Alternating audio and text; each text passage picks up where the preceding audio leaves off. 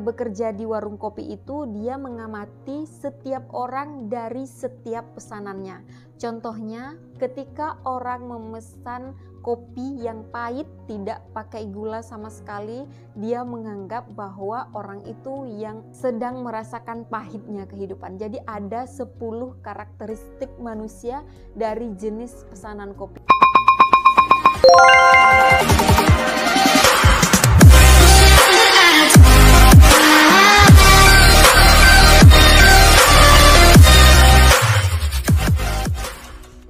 Halo semuanya, balik lagi bersama aku Mary di channel YouTube Mereview. Di channel ini aku bakal banyak nge-review buku-buku, baik itu buku fiksi ataupun non-fiksi. Aku juga bakal rekomendasiin beberapa buku yang cocok banget buat kamu baca.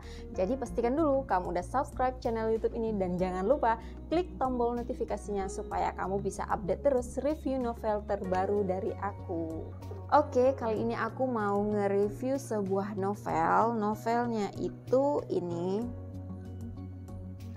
Judulnya Buku Besar Peminum Kopi yang ditulis oleh Andrea Hirata. Ini diterbitin oleh Bentang Pustaka, cetakan pertama 2022. Halamannya ini nggak terlalu tebal. Cuma ada 350 halaman aja.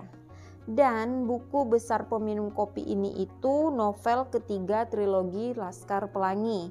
Ini itu merupakan original story dari cerita Mariah Karpuf, Padang Bulan, dan Cinta Dalam Gelas. Tapi menurut aku, kalaupun misalnya kalian belum baca nih Mariah Karpuf, Padang Bulan, Cinta Dalam Gelas, terus kalian mau langsung baca Buku Besar Peminum Kopi atau novel ini, itu nggak masalah sama sekali. Novel Buku Besar Peminum Kopi ini itu dimulai dari kisah sebuah keluarga Zamzami. Jadi keluarga ini adalah keluarga yang bahagia dengan kehidupan yang sederhana yang mereka miliki.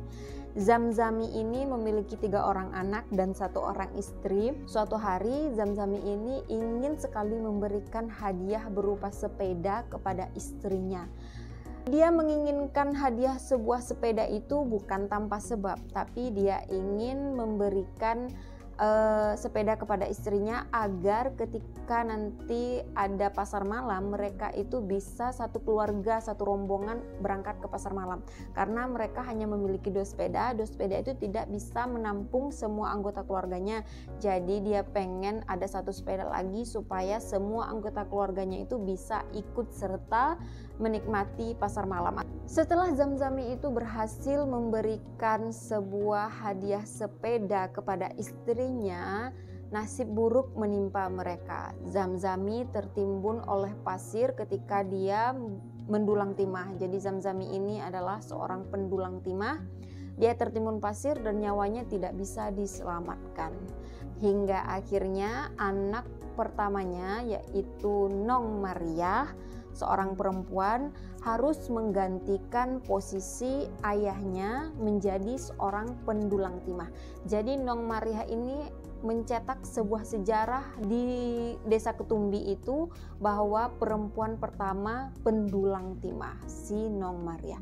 Nong Mariah ini menjadi pendulang timah itu dia harus mengubur dalam-dalam impiannya untuk bersekolah dan menggapai.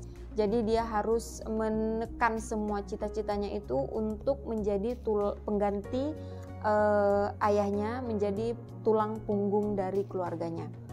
Dari hasil mendulang timah itu, Nong Mariah berharap dapat sedikit timah untuk bisa dijual, kemudian dibelikan beras yang akan diberikan kepada ibu dan adik-adiknya. Begitulah keseharian Nong Mariah sebagai pekerja pendulang timah pertama, perempuan pendulang timah pertama di desa itu. Dan sebenarnya si Nong Mariah ini banyak banget dapat cobaannya. Cobaannya itu apa? Karena Nong Mariah itu kan perempuan, sering diejek-ejekin oleh pendulang timah lainnya yang mayoritas itu adalah semua laki-laki, yang mereka itu meragukan kemampuan si Nong Mariah untuk menjadi seorang pendulang timah. Mereka yakin Nong Mariah ini akan nyerah kalau udah kerja dalam 1 minggu.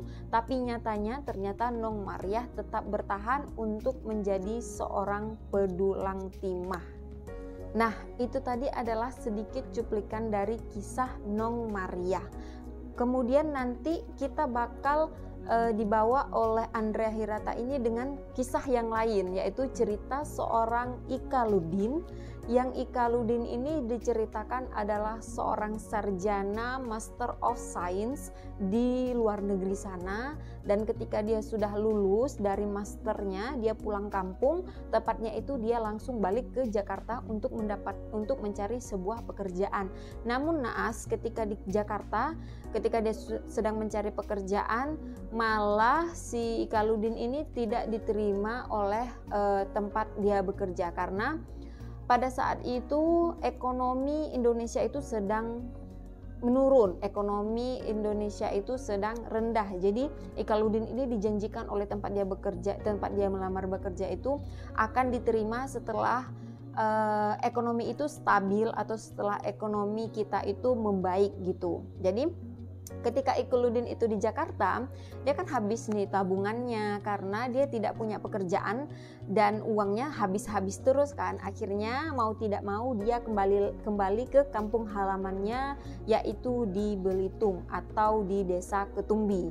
Nah, ketika dia sudah kembali ke Desa Ketumbi, orang tua dia itu tidak mau dia sebagai pengangguran. Jadi Ikaludin akan kerja di warung kopi karena ibunya itu nggak mau juga nanti kalau misalnya Ikaludinnya udah jadi pengangguran dan nggak ada pekerjaan, mau tidak mau Ikaludin harus menjadi pendulang timah sama seperti bapak Ikaludin. Jadi ibunya ini nggak mau dan ibunya mensiasati agar Ikaludin ini nggak jadi pendulang timah, maka Ikaludin itu disuruh jumpain pamannya untuk bisa bekerja di warung kopi pamannya.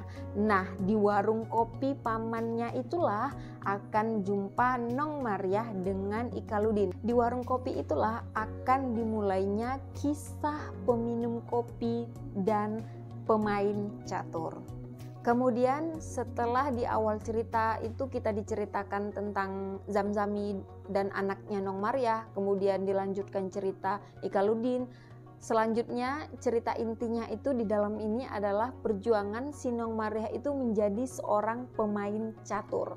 Nong Maria itu sama sekali nggak pernah bermain catur, bahkan dia nggak bisa dan nggak tahu cara bermain catur. Jadi dia memang benar-benar belajar dari nol untuk bermain catur.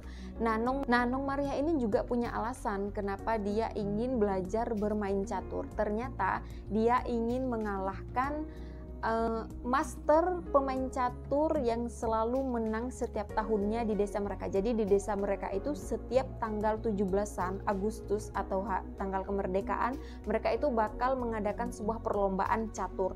Nah, di situ yang selalu menang adalah mantan suaminya si Nong Maria. Dan Nong Maria ini dia ingin sekali memenangkan permainan catur agar dia bisa mengalahkan mantan suaminya. Apakah Nong Maria itu akan berhasil mengalahkan suaminya atau tidak? Aku nggak mungkin spoiler semuanya, jadi kalian mungkin harus baca. Dari novel ini itu kita akan melihat dari dua sudut pandang. Yang pertama, kalau kita melihat dari sudut pandang Nong Maria, kita akan melihat bagaimana sebuah perjuangan dan kesungguhan Nong Maria untuk menggapai sebuah impiannya. Nah, yang kedua, kalau kita lihat dari sudut pandang Ikaludin. Nah, dari sudut pandang Ikaludin, kita bakal melihat sebuah arti pesanan kopi atau sebuah arti kopi dari setiap pemesannya. Jadi gini, Ikaludin ini selama dia bekerja di warung kopi itu, dia mengamati setiap orang dari setiap pesanannya.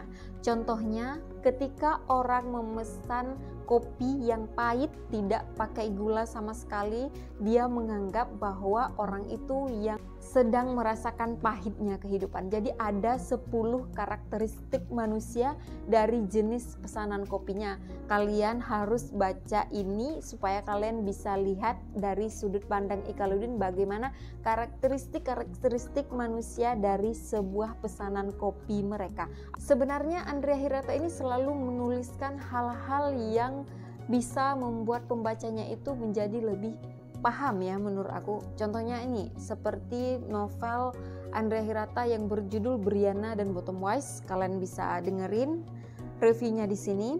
Nah, di novel itu bercerita tentang sebuah gitar yang hilang, dan di dalam novel itu banyak sekali tentang musik, tentang alat musik, lebih tepatnya itu tentang gitar.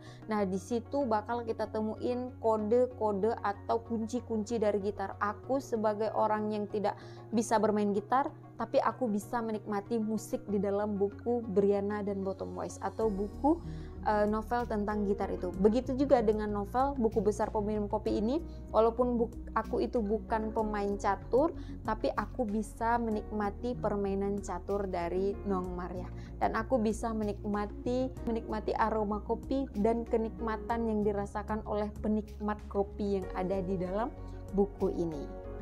Oke, kalau kalian penasaran bagaimana keseruan dan perjuangan serta persaingan antara Nong Maria dengan mantan suaminya dalam bermain catur, kalian harus baca buku ini. Atau kalau kalian juga penasaran bagaimana serunya menikmati sebuah kopi dan memaknainya dalam 10 karakter manusia dari setiap pesanan yang mereka pesan, kalian juga wajib baca buku ini. Cukup sekian review novel Buku Besar Peminum Kopi dari aku. Semoga kalian terinspirasi untuk membacanya. Selamat membaca. Bye.